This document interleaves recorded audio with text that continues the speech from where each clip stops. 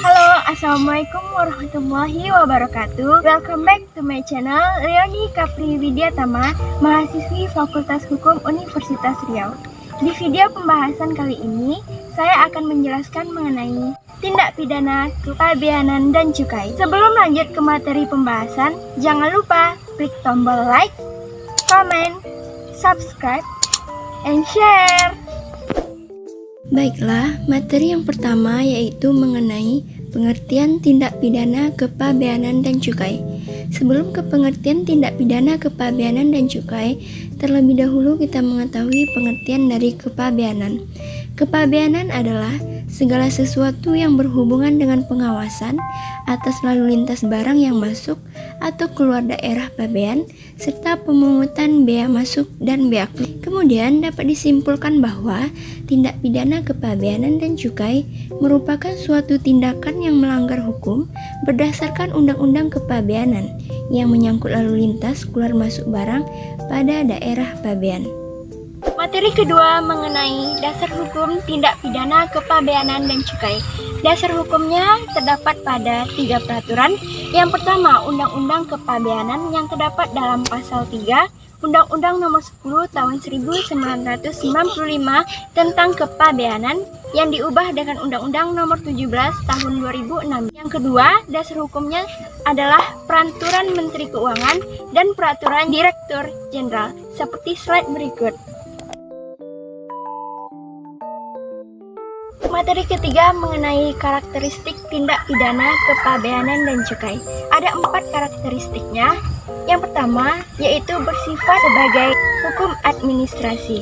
Yang kedua yaitu ditegakkan melalui sanksi administrasi berupa bunga dan juga denda, sanksi perdata berupa ganti kerugian, dan sanksi pidana berupa penjara, denda, dan juga perampasan.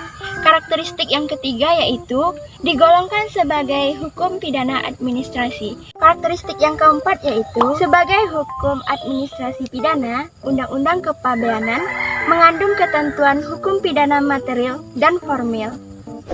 Materi selanjutnya yaitu mengenai administrasi tindak pidana kepabeanan dan cukai, yang mana penyidikan dalam tindak pidana kepabeanan dan cukai dilakukan oleh PPNS di lingkungan Direktorat Jenderal Bea dan Cukai, yang mana ketentuannya secara khusus diatur di dalam Undang-Undang Kepabeanan Pasal 112 Ayat 1. Kemudian, kewenangan penyidik bea dan cukai ini diberikan oleh KUHP dan secara khusus diatur di dalam Undang-Undang Kepabeanan. Penyidik bea dan cukai ini oleh Undang-Undang Kepabeanan di dalam Pasal 112 Ayat 2. Yang pertama adalah menerima laporan atau keterangan tentang adanya tindak pidana kepabeanan. Yang kedua yaitu memanggil orang untuk didengar dan diperiksa sebagai terdakwa atau saksi. Yang ketiga yaitu meneliti, mencari, dan mengumpulkan keterangan. Yang keempat yaitu melakukan penangkapan dan penahanan. Dan wewenang selanjutnya bisa dilihat pada slide berikut.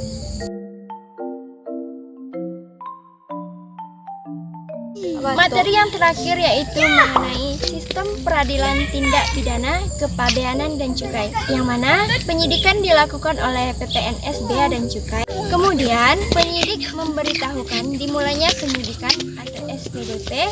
Kemudian hasil penyidikan diberikan kepada penuntut umum sesuai dengan ketentuan yang diatur di dalam KUHP.